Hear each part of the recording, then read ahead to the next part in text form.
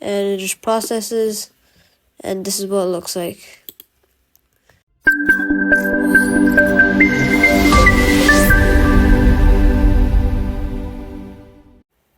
Hello and welcome to the first ever 3D modeling Blockbench tutorial. Now today we're going to be making a gear, and we're going to learn some things about texturing, some welding, as well as more basic mechanics. So first thing you're going to want to do is, if you don't already have Blockbench, you're going to want to go to the website and either download it or open it in the web app. Now I already downloaded it, so I'm able to just open the app here.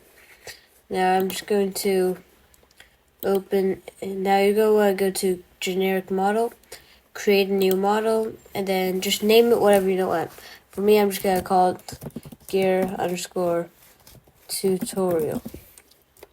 And you don't have to worry about any of these other things. So immediately, the controls are, you hold left click and move to rotate around, and you can scroll to go in and out, and you can hold right click to move around the area, so like that. Now you see all these other things as well. So this is just the different elements. These are the objects, textures, and to make the textures, you don't have to worry about any of that stuff. Now we're just going to make a mesh. We're going to make it a tube, and we're going to make it have 16 sides. You can adjust that if you want. Just make sure it will be balanced in the end. So for the height and thickness, you can just choose that to be whatever you want. For me, for thickness, I'm going to go 8. And height doesn't matter because you can just change it later. So here it is. And that works. So you can see these controls on top. So this move it shows these arrows which you can drag to move the object around. Now I'm just going to Control Z to undo. You can also see the different controls I'm using from a plugin I'm using. So you can see if I click and stuff. The second thing is resize. This allows you to stretch objects however you like. Rotate allows you to rotate things. Pivot tool changes where the center is for rotating. Vertex snap is for connecting different corners, and seam tool is to define seams for UV editing. You don't have to worry about that. For now, we're just going to rotate this, so you can see this red one. I'm just going to turn that until on the side it says 90 degrees. So just like that, and then I'm going to move that back to the middle. Oh, wrong tool. Move that back to the middle, like that, so you can see 4 here, 4 here, so that's center. And I'm just going to, actually no, I'm just going to leave it like this. Alright, so once you have this, you're going to want to, I'm just going to press Z to change between styles. That's just so that it's easier to see later. I'm going to add a mesh and add a cuboid. It's basically just a cube, but as a mesh. So I find that easier to work with. So I'm just going to scale that like so. Maybe make it, move it up here. And move that. Like and subscribe if you're down. enjoying the video.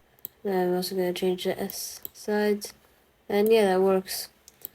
I'm also going to, so now you can also see these things on top. Select object, deselect different object, face, different sides, edges. The vertex is the different corners, and selection cluster selects all of those things on an object. So I'm actually going to delete the bottom side of this cuboid, so you can see what button I'm pressing. Yeah, then I'm going to move this down, select the object and move it down, and then select the edges and just move those in as well. I'm just going to select the position here and set to negative 0.5. And yeah, that works. That works. So I do think this is a little small, so I'm just going to select top and bring that up. Yeah, now it's looking a little bit better. I'll just select the sides and pull them out just a bit. Once again, I want to do it half, so I'm just going to do negative 3.5. Same thing on the other side. And yeah, this is the first side. And the next thing I'm going to do, now mirror modeling is on. I can just select this object, copy it. Wait, no. Select the entire object, copy it, paste. That's not the button to paste. Yeah, just select it and duplicate it. So Control D. It looks like.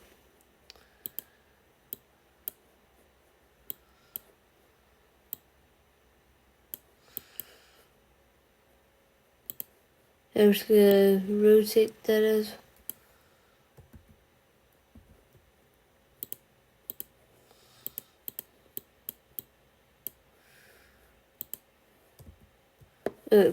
So with this new one, I'll just rotate that. And yeah, since we have mirror modeling on, that should just appear on the other side. I'm just gonna quickly check if that is correct. Looks like it's not, so I'm just gonna move that back up a little, and yeah, reflects. So now just Control or Command D again, and then I'll just repeat those steps.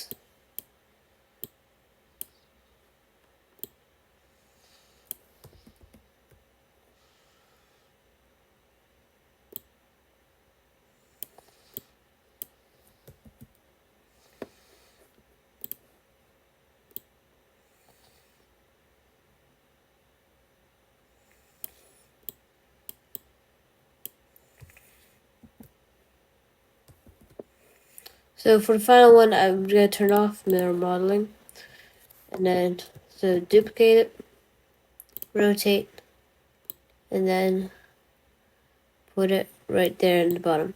So now this is looking pretty good.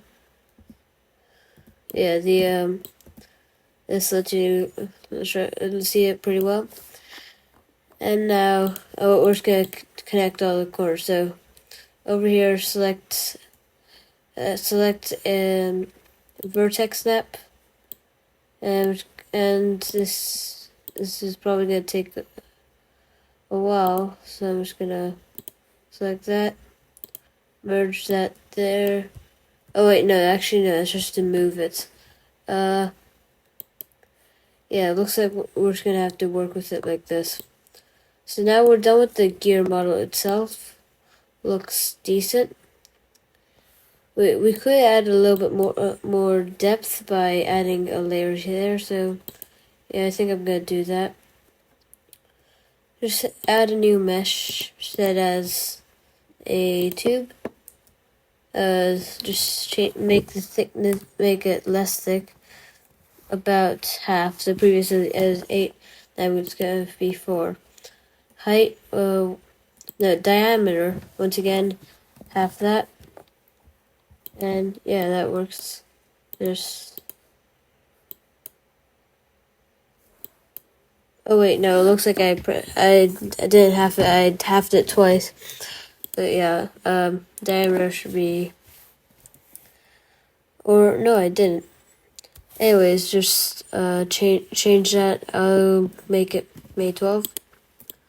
Yeah, that looks about right. And I'll rotate that until it is 90 degrees. Nope, that's not 90 degrees.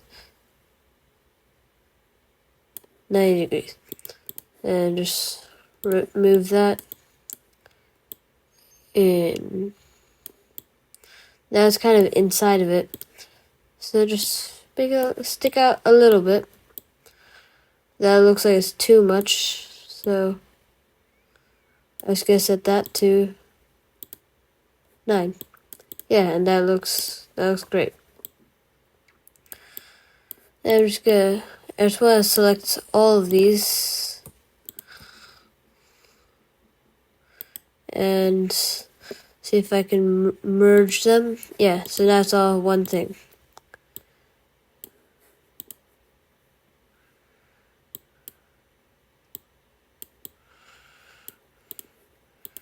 So yeah, now the main part is done.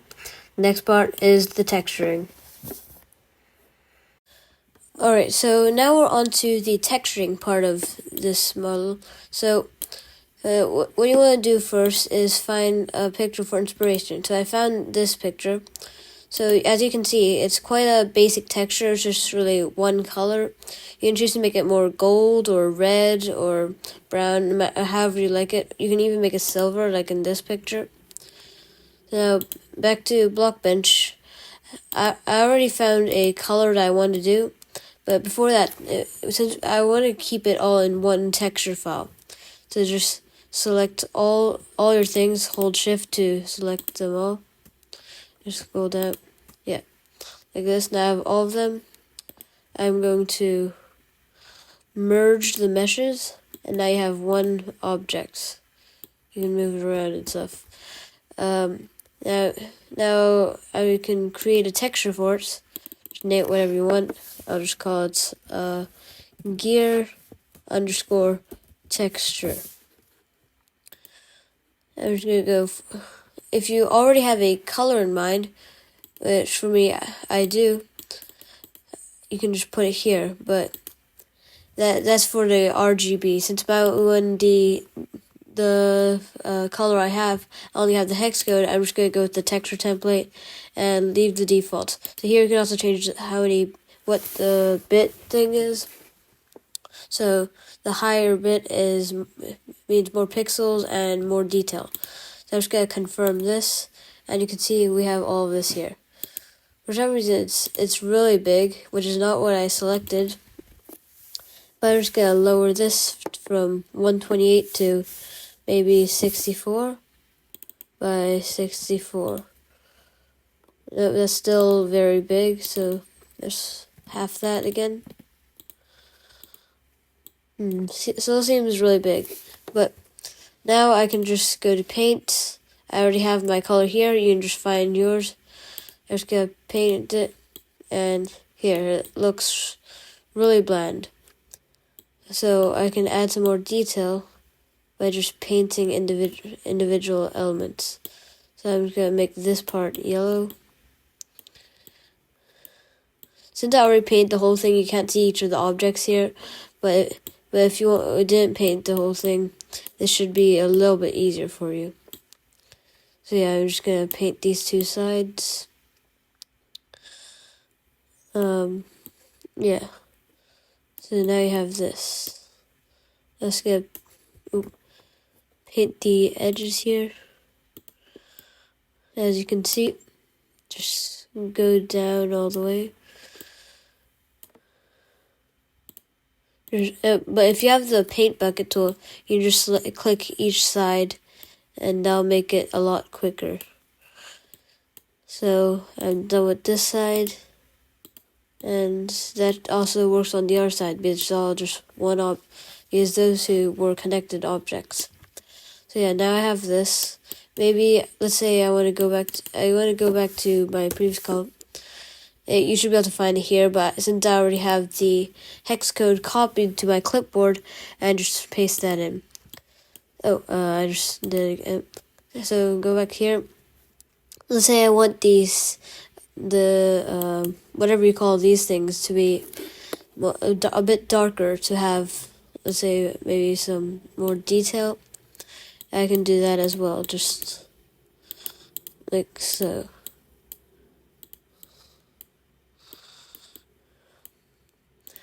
Now you can always add more detail at any point. So you see, my one is, I'm just doing a basic model, so I'm not gonna add too much. But if you want to make it, let's say, more futuristic, maybe you can add some glowing lines or something. It's really just up to you. Or you can add some streaks for some repeating detail. So now I'm almost done with painting all those faces. And now it should look better. Like this. Yeah. So this is my 3D model. This yellow bit is meant to be like kind of just like the center bit. Yeah. So you can add some more detail by just using the paintbrush and just like stroking it a little bit. But I'm not going to put all of that in this short tutorial. You can just play with that however you like. You also change the colors if you want. Yeah, this is how mine turned out. If you want to save this file, you can go to you export and then just export the model. Upload to Sketchfab if you want to like upload it anywhere. You can export OBJ model, which is what I recommend, but there are also these other types. Now, you can also create a GIF with them. So file, no, I think it was in view. Yeah, view, record GIF, and I can just make this. So GIF, length mode, just make it, I want to make mine a turntable rotation. So 20 frames per second, fine. I'm going to pixelate it a little bit. This is optional though. So if you want more detailed, you can just leave it as 1. I think mine I'll set like this. Background color, I think I'll set mine to maybe kind of like a greenish color.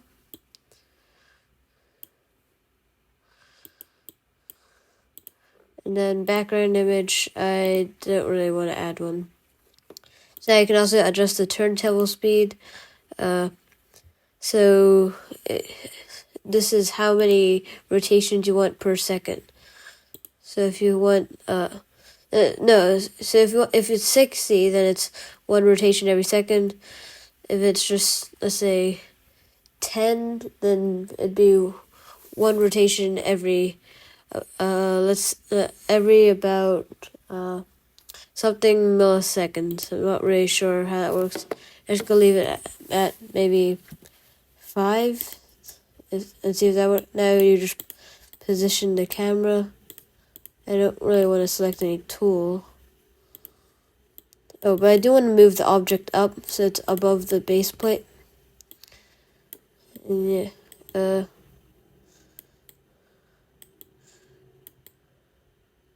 once you've positioned it however you want, it'll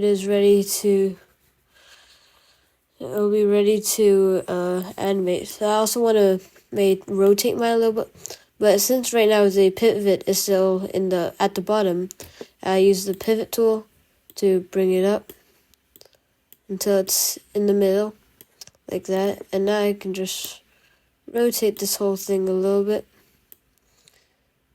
just like that, and yeah,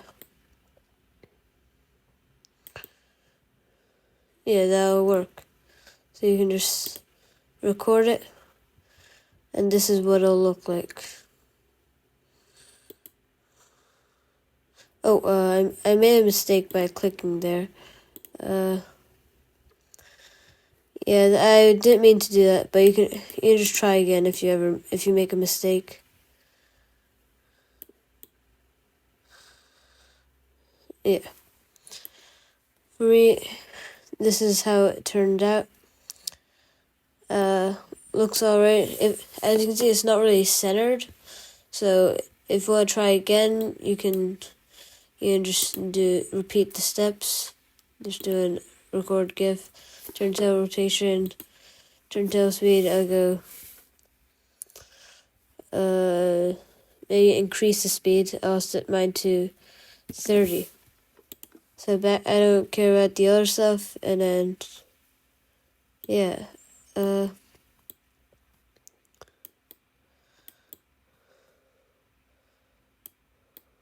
just have to position this right in the middle, and yeah, it works now. And it just processes, and this is what it looks like. So thanks for watching the first Blockbench tutorial. Well, there'll be more coming out soon. You can also check out some of our other tutorials if you want. And yeah, just try out Blockbench.